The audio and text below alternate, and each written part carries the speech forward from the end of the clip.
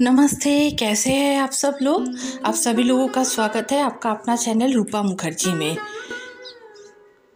कृष्णकाली माँ के जो वात्सरिक पूजा होता है, ईयर में एक बार ही होता है। ये बहुत बड़ा पूजा इस साल होने वाला है बेलेरा के कृष्णकाली मंदिर में, क्योंकि पहले जगह की कमी थी तो इतना बड़ा करके तो मतलब नहीं पूजा हो सकता था।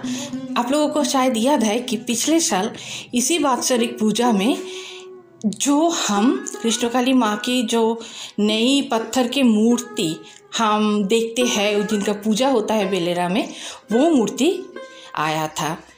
तो इस साल बहुत बड़ा पूजा होने वाला है और मंगला जी ने हर एक उस वक्त को आमंत्रण किया है जो आकर इस पूजा में शामिल हो सकते हैं। और जो लोग नहीं आ पाएंगे किसी कारणवश, उन लोगों के लिए लाइव टेलीकास्ट तो रहेगा ही।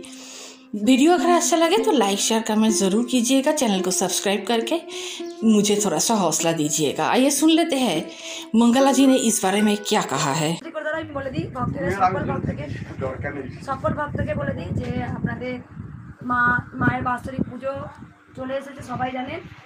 অনেক ভক্তরা এবার বাৎসরিক পুজোয় সবাই আসবেন, কেউ রাগ করবেন না।